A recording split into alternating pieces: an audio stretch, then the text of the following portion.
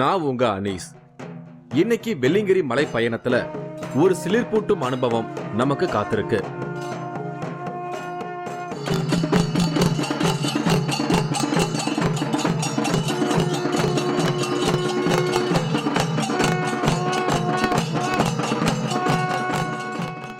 வெள்ளியங்கிரி மலையில சிவ தரிசனம் தான் ரொம்பவே சிறப்பு வாய்ந்தது. ஏன்னா சிவன் தான் ஒளி ரூபமா காட்சி தரார் அப்படின்னு சொல்றாங்க. இமயமலையிலையும் சிவ தரிசனம் ரொம்பவே சிறப்பு வாய்ந்தது. ஏன்னா சூரிய உதயத்தின் போது அந்த பனிமலையே முழுக்க தங்கம் போல ஜொலிக்கும். அதுக்கு நிகராகத்தான் தென் கைலாயத்தையும் சொல்றாங்க. 6000 அடி உயரத்துல அவ்வளவு ஒரு குளிர்ல சூரிய உதயத்தை பார்க்கறது அப்படிங்கிறது ரொம்பவே ஒரு பிரமிப்பான விஷயம். அந்த அழகை நம்ம எது கூடயும் விவரிச்சு சொல்ல முடியாது.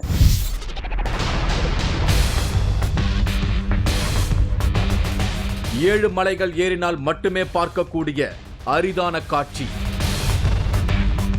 வெள்ளியங்கிரி மலையில் ஒளியாக வரும் சிவ தரிசனம். வெள்ளியங்கிரி மலையில சிவ தரிசனம் தான் ரொம்பவே சிறப்பு வாய்ந்தது. சிவன் தான் ஒளி ரூபமா காட்சி தரார். சிலிர்க்க வைக்கும் வீடியோ பதிவுகள். மூன்றாவது கண் எக்ஸ்க்ளூசிவ். மூன்றாவது கண் எக்ஸ்க்ளூசிவா வெள்ளியங்கிரியை பத்தி பார்த்துட்டு வரோம். கடந்த 2 வாரமா வெள்ளியங்கிரி பத்தின பல சுவாரஸ்யமான விஷயங்களை சொல்லிட்டு வரோம். மொத்தம் 7 மலை கொண்டது தான் வெள்ளியங்கிரி. 7வது மலை உச்சியில தான் சுயம்பு லிங்கம் இருக்கு. இந்த மலைப்பகுதியில் பெண்களை அனுமதிக்கிறது இல்லை, குழந்தைகளையும் வயதானவங்களை மட்டும்தான் அனுமதிக்கிறாங்க. அதோட இந்த மலைப்பகுதிக்குள்ள பிளாஸ்டிக் பொருளை எடுத்துட்டு போகக்கூடாது. ஃபாரஸ்ட் டிபார்ட்மெண்ட் நம்மளை கம்ப்ளீட்டாக செக் பண்ணிட்டு தான் இந்த மலைப்பகுதிக்கே நம்மளை அனுப்புகிறாங்க. முதல் மலையை விநாயகர் மலை அப்படின்னு சொல்கிறாங்க. ஏன்னா இந்த மலையோட முடிவில் வெள்ளை விநாயகர் கோவில் இருக்குது. இந்த மலை ரொம்பவே செங்குத்தாக இருக்குது. அதனால தான் இந்த மலையை மூலாதார சக்கரம் அப்படின்னு சொல்கிறாங்க. அடுத்து இரண்டாவது மலையை முருகன் மலை அப்படின்னு சொல்கிறாங்க. ஏன்னா இங்கே தான் பாம்பாட்டி சித்தர் தவம் செய்த குகையும் அவரால் உருவாக்குன சுனையும் இருக்குது. சக்கரத்தில் சுவாதிஷ்டான சக்கரம் அப்படின்னு சொல்கிறாங்க. ஏன்னா அங்கே தான் வழுக்குப்பாறை அமைஞ்சிருக்கு. வெற்றிகரமாக நம்ம டீம் 2 மலைகளையும் கடந்து வந்துட்டோம். கேமரா மற்றும் லைட் எக்யூப்மெண்ட்ஸ் இப்படி பெரும் சுமையோட நாங்க மலை ஏறினது கொஞ்சம் கற்பனை செஞ்சு பார்த்தாலே உங்களுக்கு எங்களோட சிரமம் புரியும். ஆனாலும் இப்போ உங்ககிட்ட இருந்து கிடைக்கிற பாராட்டுகள் எங்களோட எல்லா வழிகளையும் போக்கிடுச்சு. நம்மோட மூன்றாவது கண் ஃபேஸ்புக் பேஜ்ல பலவிதமான கமெண்ட்ஸ். இனி பார்க்கவே முடியாதுன்னு நினைச்சுக்கிட்டு இருந்த நேரத்துல வெள்ளியங்கிரி மலை பயணத்தை மூன்றாவது கண் நிகழ்ச்சியில பார்க்கறது நாங்களே நேரடியா பயணம் செய்யற அனுபவத்தை கொடுக்குதுன்னு நிறைய பேர் சொல்லியிருக்கீங்க. இன்னும் பலர் எனக்கு சிவனோட அருள் இருக்கிறதால தான் இதெல்லாம் சாத்தியமாகுதுன்னு வாழ்த்தி இருக்கீங்க. உங்க எல்லாருக்கும் தேங்க்ஸ். உங்களோட பலத்த கரகோஷம் அடுத்து எவ்வளவு கஷ்டமான இடத்துக்கும் போற சக்தியை எங்களுக்கு கொடுத்திருக்கு. திரும்பவும் நானும் என்னோட டீமும் எங்களோட மனப்பூர்வமான நன்றிகளை தெரிவிச்சுக்கிறோம். வாங்க தொடர்ந்து மலை ஏறுவோம். 2வது மலை ஏறினதுமே சில டெக்னிக்கல் பிரச்சனைகள் ஏற்பட தொடங்குச்சு. நாங்க மிக முக்கியமான 7வது மலையில இருக்கிற அமானுஷ்யங்களை எல்லாம் ஷூட் பண்ணி முடிச்சுட்டு ரிட்டர்ன் வரும்போது மிஸ் பண்ண சில முக்கியமான இடங்களை எல்லாம் ஷூட் பண்றதுக்கு முடிவு செஞ்சோம். அதனால 3வது மலையில இருக்கிற இடங்களை நாங்க திரும்பி வரும்போது இரவுல தான் ஷூட் பண்ண முடிஞ்சது. அதனால இந்த டிராவல்ல குழப்பம் அடைய வேண்டாம். 3வது மலையில கைத்தட்டி சுனை ஒண்ணு இருக்கு. இந்த இடத்துல தான் கை தட்டுனா அதுக்கு ஏத்த மாதிரி இங்க இருக்கிற சுனையில வர தண்ணில ஒரு மாற்றம் ஏற்படும்னு சொல்றாங்க. வேகமா கை தட்டுனா வேகமா தண்ணி வரும், மெதுவா கை தட்டுனா மெதுவா தண்ணி வரும். இது ஒரு ஆச்சரியம். அதனால இந்த சுனைக்கு பேரே கைத்தட்டி சுனை. இந்த சுனைக்கு பின்னாடி 18 சித்தர்களும் தவம் செஞ்ச ஒரு குகை இருக்கு. ஆனா இன்னைக்கும் இந்த குகையில பல சித்தர்கள் சூட்சமமா தவம் இருக்கிறதா சொல்லப்படுது. அதனால இந்த குகைக்குள்ள பகல் நேரங்கள்ல உள்ள போய் விளக்கு ஏற்றி வச்சுட்டு தியானம் செய்யலாம். ஆனா இந்த இடத்துக்கு நாங்க நைட்ல போனதால உள்ள போக முடியல. இந்த சுனைக்கு பேர் கைத்தட்டி சுனைன்னு சொல்லுவாங்க. பாம்பாட்டி சித்தருடைய குகை அங்கே இருக்கு. அவர் தியானம் பண்ண இடம் இது. இதுக்குள்ள குகை இருக்கு. இது அந்த தீர்த்தம், அவருடைய தீர்த்தம் கைத்தட்டி சுனைன்னு சொல்லுவாங்க. இது இப்போ குடிக்கிறதுக்காக பைப்பு போட்டு வச்சுருக்காங்கன்னா, ஆமாம், இப்போ கடை போட்டிருக்காரால அதை பைப் மாதிரி பண்ணி வச்சுருக்காங்க. இல்லைன்னா உள்ள உங்களுக்கு அந்த மாதிரி வரும். இதுக்குள்ளே இருந்து ஃபுல்லாக வரும். மூங்கில் வச்சோம்னா மூங்கில் வச்சோம்னா இங்கே உள்ள வந்து அந்த மாதிரி தான் இருக்கும். இது இந்த மாதிரி இருக்கு. அவருடைய குகைன்னா உள்ள பஞ்சலிங்கம் மாதிரி இருக்கிற மாதிரி இது உள்ள குகை இருக்கு. உள்ளே போய் தீபம் போட்டு இது பண்ணி பூஜை பண்ணுறவங்க உள்ளே போய் பண்ணலாம். உள்ள குகை இது பண்ணலான்னு பண்ணிக்கலாம்.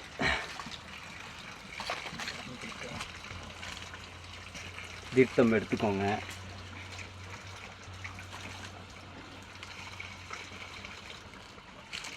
மூணாவது மலையில் இருக்கக்கூடிய கைத்தட்டி சுனையை நாங்கள் ரிட்டன் வரும்போது தான் ஷூட் பண்ணோம். அதனால் அந்த பகுதி முழுக்கவே நைட் எஃபெக்டில் தான் ஷூட் பண்ண முடிஞ்சுது. இந்த கைத்தட்டி சுனையோட சிறப்பு என்ன அப்படின்னா, கைத்தட்டினாலே அந்த ஊற்று தண்ணி வரும் அப்படிங்கிறது தான். ஆனால் இப்போ அதுக்குள்ளே பைப்பெல்லாம் போட்டு செட் பண்ணதுனால அந்த மாதிரி எதுவுமே நடக்கிறதில்ல. அடுத்தது 4வது மலை. இத ஒட்டன் மலைன்னு சொல்றாங்க.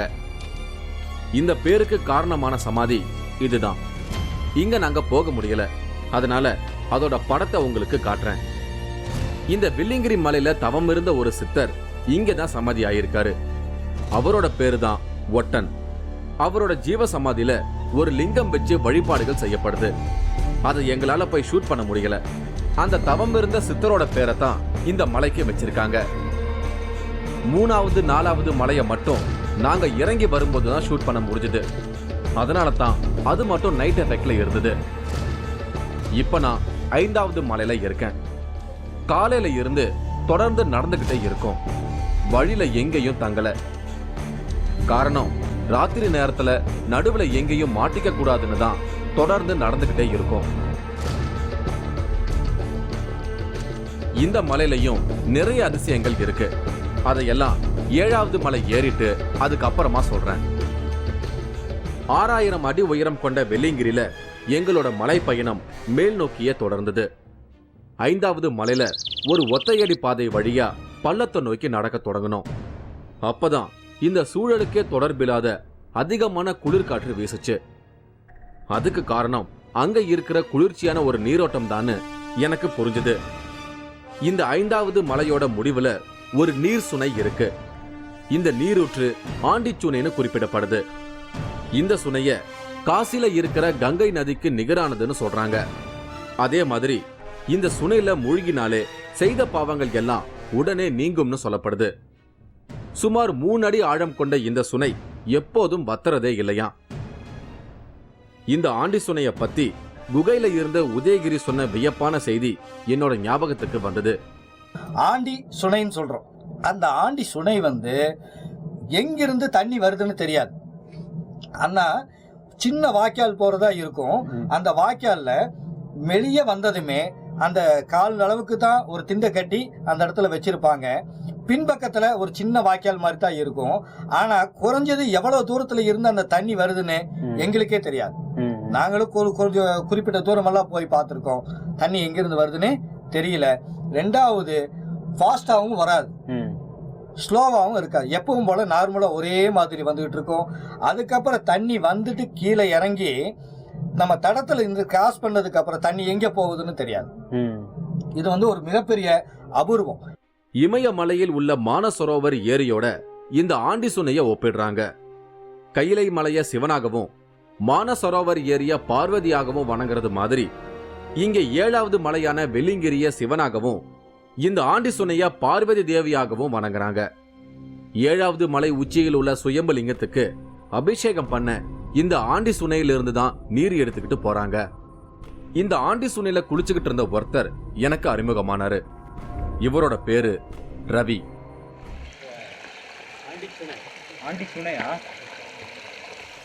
இப்படிப்பட்ட புனிதமான நீர்நிலையில குளிக்கணும்னு எனக்கு ஆர்வம் வந்தது.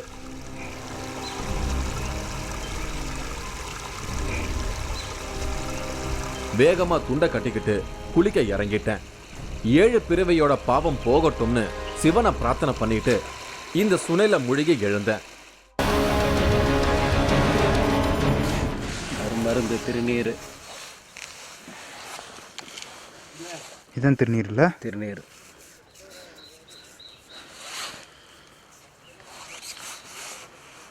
ஆறாவது மலை முழுக்க வந்து பிரசாதமா எல்லாருமே எடுத்துட்டு போவாங்க. இதெல்லாம் இங்க வரவங்க எடுத்துட்டு போறது போவாங்க. திருநீர் மலை. 6வது மலை முழுக்க திருநீர் தான். திருநீர் தான்.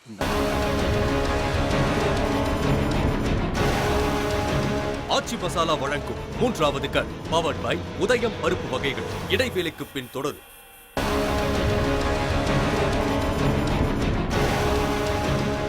ஆச்சி மசாலா வழங்கும் 3வது கண் பவர்ட் பை உதயம் பருப்பு வகைகள் தொடர்கிறது.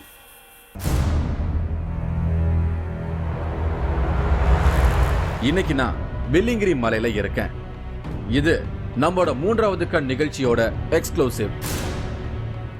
5வது மலைக்கும் 6வது மலைக்கும் மத்தியில தான் ஆண்டி சுனை இருக்கு. அந்த ஆறு வந்து என்னைக்குமே வத்தாத நீர் அப்படின்னு சொல்றாங்க. அங்க குளிச்சாலே பாவங்கள் போயிடும் அப்படின்னு ஏற்கனவே உதயகிரி சொல்லியிருந்தாரு.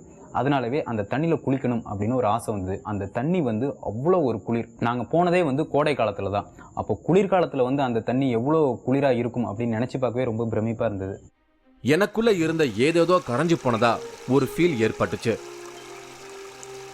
பொதுவா பெரும்பாலான ஆன்மீக திருத்தலங்கள்ல தீர்த்தம்னு ஒண்ணு கண்டிப்பா இருக்கும்.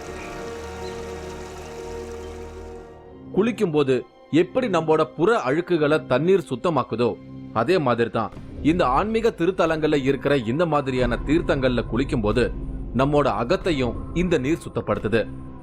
அதனால தான் பாவங்கள் நீங்குவதா சொல்லப்படுதுன்னு நான் நினைக்கிறேன். என்னால ஃப்ரெஷ்ஷா ஃபீல் பண்ண முடிஞ்சது. இந்த வெள்ளியங்கிரி மலையில கோடையில மட்டும்தான் பயணிக்க முடியும் அப்படிங்கிறதுக்கான காரணமும் இப்பதான் என்னால புரிஞ்சுக்க முடிஞ்சது. இந்த கடும் கோடையிலேயே இந்த நீர்நிலைகள் இவ்வளவு குளிரா இருக்குதுன்னா மழை காலங்கள்ல எந்த அளவுக்கு கடும் குளிரா இருக்கும்ங்கிறத நினைச்சாலே பிரமிப்பா இருந்தது. இந்த ஆண்டி சுனையில இருக்கிற தண்ணியோட வெப்பநிலை எப்பவுமே மைனஸ்ல இருக்கும்னு சொல்றாங்க.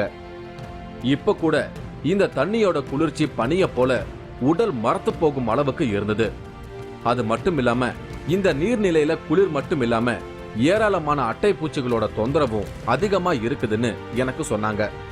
ஆனா என்னதான் குளிரா இருந்தாலும் அட்டை தொந்தரவு இருந்தாலும் இங்க குளிக்கிறதால ஏராளமான உடல் நோய் விலகுவதா சொல்லப்படுது. இந்த ஆண்டி சுனைக்கு பின்னாலையும் நிறைய அமானுஷ்யங்கள் இருக்கு. இந்த நீர்நிலையில இறந்தவங்களோட எலும்ப போட்டா அது கல்லா மாறிடும்னு பேரூர் புராணத்துல குறிப்பிடப்பட்டிருக்கு. வெள்ளியங்கிரி மலைய சிவனாக உருவகப்படுத்துறதால இந்த சுனை சிவனோட திருமுடியிலிருந்து வரதா சொல்லப்படுது. அதனால தான் இந்த சுனையோட நதி மூலம் எங்க இருக்குதுன்னு கண்டுபிடிக்கவே முடியாதுன்னு உதயகிரி சொன்னது என்னோட நினைவுக்கு வந்தது. ஒரு 5 லட்சம் பேர்ல இருந்து ஒரு 10 லட்சம் பேர் வரக்குள்ள இந்த சீசன் முடிகிறவெல்லாம் மலை ஏறுவாங்க. அத்தனை பேத்துக்கும் அபூர்வமா தண்ணியை கொடுக்குறாரு பாத்தீங்களா. எங்கிருந்து வருதுன்னு தெரியல, தண்ணி எங்கிருந்து போகுதுன்னு தெரியல, குறைஞ்சபட்சம் பயங்கர வேகமாவும் தண்ணி ஒழுகல. அப்போ அவரு சிவபெருமானுடைய அற்புதம் அதுவும் ஒண்ணு. இந்த சுனையில குளிச்சுட்டு கரையில கொஞ்ச நேரம் எல்லாரும் ஓய்வெடுத்தோம். நாங்க எடுத்துட்டு வந்த கேஸ் ஸ்டவை பயன்படுத்தி சுக்கு காஃபி தயாரிக்க தொடங்கினோம். அந்த நேரத்துல இங்க எனக்கு அறிமுகமான ரவியோட வெள்ளியங்கிரி மலையை பத்தி பேசிக்கிட்டு இருந்தேன். 6வது மலை ஆண்டி சுனைன்னு சொல்லுவாங்க. பிரம்ம தீர்த்தம் இது. பகவானுக்கு அவசியத்துக்கு இங்கேருந்து தான் எடுத்துகிட்டு போவாங்க. இங்கே நீராடிக்கு இங்கே நீராடினா இதுக்கு என்ன 7 மாதம் 7 வருடங்களுக்குள்ள நம்ம பாவங்கள் எல்லாமே போகக்கூடிய வரலாறுகள் சொல்லுது. அடுத்து 7வது மலை. அடுத்து 7வது இங்கே குளிச்சுட்டு மேலே மலைக்கு போகணும். ரவி வாரம் ஒரு முறை இந்த மலையில தங்கி இருக்கிற சாமியார்களுக்கு தேவையான உணவுப் பொருட்களையும் பூஜை பொருட்களையும் மேல கொண்டு வந்து தந்துகிட்டு இருக்காரு. ஒரே ஒரு முறை மலை ஏறவே நமக்கு மலைப்பா இருக்கு. ஆனா ரவி வாரம் இந்த மலையை ஏறிக்கிட்டு இருக்கிறத சொன்னதை கேட்டதும் எனக்கு ஆச்சரியமா இருந்தது. அந்த தேவையான பொருள்கள் எல்லாமே நான் தான் கொண்டு வருவேன். இங்கே இருக்க ஆதிவாசிங்க மூலமா நான் வந்து எல்லா பொருட்கள்லாம் எடுத்துட்டு வருவேன். எப்படியும் வருஷத்துக்கு ஒரு 21 ட்ரிப்பாவது இங்கே வந்துட்டு போயிடுவேன். அந்த 4 மாதம் தான் வரணுன்றாங்க. அந்த 4 மாதத்துலேயே அந்த 4 மாதத்துக்குள்ளே வருவேன். 20 தடவை வந்துடுவேன். நான் வந்துடுவேன். 20 தடவை கிட்ட வந்துடுவேன். ஒவ்வொரு மலையாக வருவேன். சுக்கு காஃபி ரெடியாச்சு. எல்லாரும் குடிச்சிட்டு திரும்பவும் மலை ஏற தயாரானோம். கொஞ்ச நேரம் ஓய்வு எடுத்துட்டு 6வது மலையை நோக்கி நடக்க தொடங்கணும். ஆண்டி சுனையில இருந்து 6வது மலையோட மேல் பகுதிக்கு வந்ததும் சமதளமான பாதை இருந்தது. குளிச்சுட்டு வந்ததாலேயோ என்னவோ எனக்கு களைப்பே தெரியல. மலை மேல இருந்து சுத்தி பார்க்கும்போது கேரள எல்லை பகுதியில இருக்கிற சிறுவாணி நதியில கட்டப்பட்ட டேம் தெரிஞ்சது. இந்த 6வது மலைய திருநீர் மலைன்னு சொல்றாங்க. எங்க பார்த்தாலும் விபூதியை கொட்டி வச்ச மாதிரி எல்லாமே வெள்ளையான மணல் மாதிரி விபூதி போல இருந்தது. இந்த மலை ஒரு மிகப்பெரிய ஆச்சரியம்னு தான் எனக்கு தோணுச்சு. இதுதான் 6வது மலைங்களா? இதுதான் 6வது மலை. இது இந்த மலைக்கு பேர் வந்து திருநீர் மலை. திருநீர் வந்து எடுத்துக்கலாம். இல்லை விபூதியாக இது பண்ணிக்கலாம். இங்கே தான் விபூதி இது பண்ணுறது. இந்த மலை ஃபுல்லாக மொத்தமும் இந்த 6வது மலை மொத்தமும் திருநீர் மலை தான். ஃபுல்லாக இந்த மாதிரி மண் வந்துகிட்டே இருக்கும். வந்துகிட்டே இருக்கும் மலை ஃபுல்லாக. அருமருந்து திருநீர். இதுதான் திருநீர் இல்லை? திருநீர்.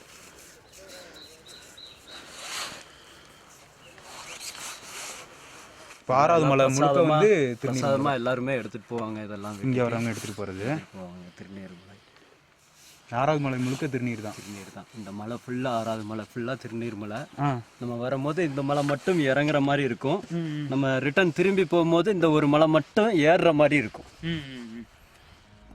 இந்த பகுதியில மென்மையான வெள்ளை மணல் நிறைஞ்சிருந்தது. இந்த மலையில வழியெல்லாம் நிறைய பள்ளங்கள் தோண்டி வச்சிருக்காங்க. இந்த மலைக்கு வந்த பக்தர்கள் விபூதி எடுக்கத்தான் இப்படி தோண்டி வச்சிருக்காங்க. இங்கேயே இன்னும் சில இடங்கள்ல கலர் கலரா மண்ணு இருக்கு. அத பத்தி எல்லாம் எனக்கு குகையில உதயகிரி ஏற்கனவே சொல்லியிருக்காரு. அந்த இடத்துல பாத்தீங்கன்னா இன்னைக்கும் சந்தனமாகவும் குங்கும கலர்லயும் திருநீர் மாதிரியும் அந்த மலையே இருக்கும். நிறைய பகுதியில தோண்டி தோண்டி வச்சிருப்பாங்க. இந்த மலையில விபூதி எடுக்க பெருசா குழி தோண்டாதீங்கன்னு வெள்ளியங்கிரிக்கு வர பக்தர்களுக்கு என்னோட பேசும்போது ஒரு வேண்டுகோளை வச்சாரு உதயகிரி.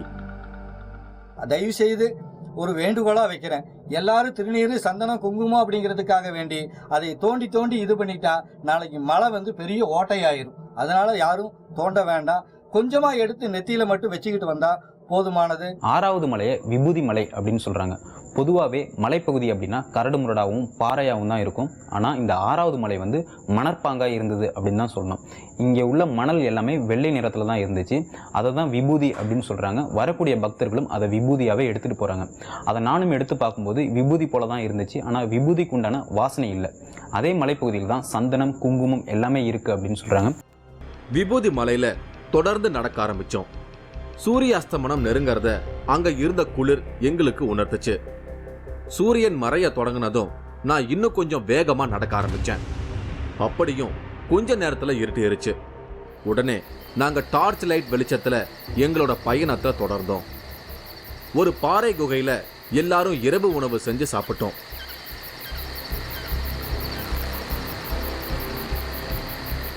ஓய்வு எடுக்காம திரும்பவும் நடக்க ஆரம்பிச்சோம். காரணம், விடியற் காலையில 7வது மலையில நடக்கும் சிவ தரிசன பூஜை ரொம்பவே சிறப்பானதுன்னு எனக்கு ஏற்கனவே சொல்லியிருந்தாங்க. அதை எப்படியாவது பார்த்தாகணும். அதனால மலை உச்சிக்கு போயிடணும்னு ஓய்வு எடுக்காம நடக்க ஆரம்பிச்சோம். ஒரு வழியா 7வது மலையில இருக்கும் ஒரு குகைக்கு வந்து சேர்ந்தோம். இப்ப மணி நள்ளிரவு 12. பலவிதமான சிரமங்களை கடந்து வெற்றிகரமா வெள்ளியங்கிரி மலைக்கு வந்து சேர்ந்துட்டோம். அதிகாலையில அற்புதமான சிவ தரிசனம் பார்க்க போறோம் அப்படிங்கிற நினைப்பு ஒரு புத்துணர்வை கொடுத்தது. நடந்து வந்த களைப்புல 6000 அடி உயரத்துல ஒரு குகையில தன்னை மறந்து தூங்குனேன்.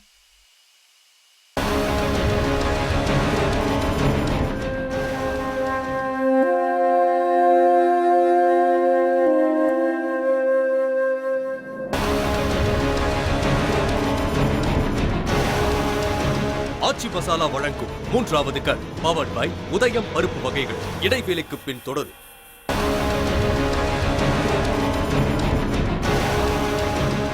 ஆச்சி மசாலா வழங்கும் 3வது கண் பவர்ட் பை உதயம் பருப்பு வகைகள் தொடர்கிறது. இன்னைக்கு நான் வெள்ளியங்கிரி மலையில இருக்கேன். இது நம்மோட 3வது கண் நிகழ்ச்சியோட எக்ஸ்க்ளூசிவ்.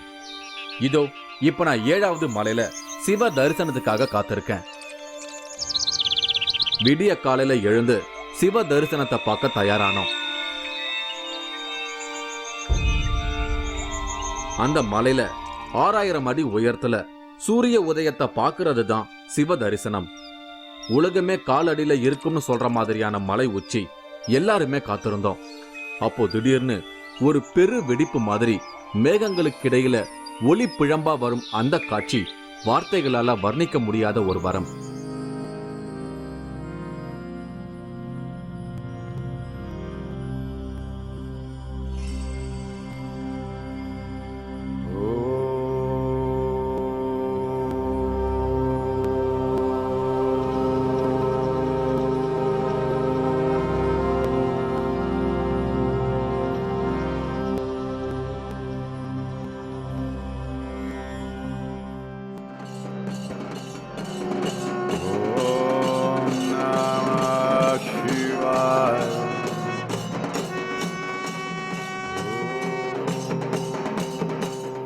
சிவனே வந்து தரிசனம் தந்தது போல பார்த்துக்கிட்டு இருக்கிற எல்லார் உடம்புலையும் ஒரு சிலிர்ப்பு.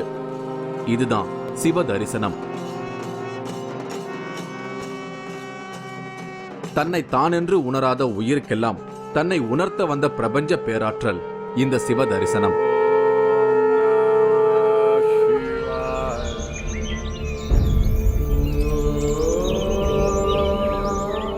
அங்க இருந்த எல்லாருமே மெய் மறந்து வழிபட்டோம். அந்த பரவசமான அனுபவத்தோட நானும் கொஞ்ச நேரம் அங்கேயே தியானத்துல உட்கார்ந்துட்டேன். வெள்ளியங்கிரி மலை பயணம் பலவிதமான அர்த்தங்களை இந்த ஒற்றை தரிசனத்துல எனக்கு உணர்த்தின மாதிரி இருந்தது.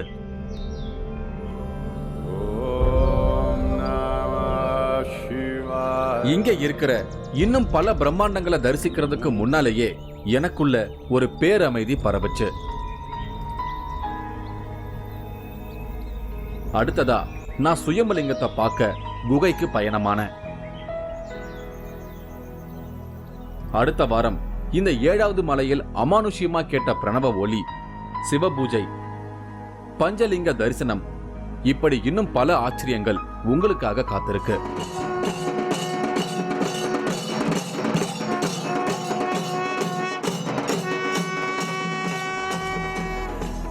மீண்டும் உங்களை வேற ஒரு அனுபவத்தோட சந்திக்கிறேன். அதுவரை உங்களிடமிருந்து விடைபெறுகிறேன். நடிகர் டெல்லி கணேஷை அசத்திய சாமியார். அப்படின்னா பாருங்க, இவ்வளோ பெரிய காயத்ரி சிலை நான் என் கண்ணால் பார்த்தேன். வெறும் கையால் சிலைகளை வரவழைத்த ரகசியம், பின்னணியில் மறைந்திருக்கும் தேவதை வசியம். நீங்களும் இந்த திகில் பயணத்தில் கலந்து கொள்ள ஒரு வாய்ப்பு. 3வது கண் டிவி ஷோ என்ற Facebook பக்கத்தில் எங்களோடு இணைந்திடுங்கள். உங்களது அமானுஷ்ய அனுபவங்களை பதிவு செய்து இந்த நிகழ்ச்சியில் பங்கு பெறும் வாய்ப்பை பெறுங்கள்.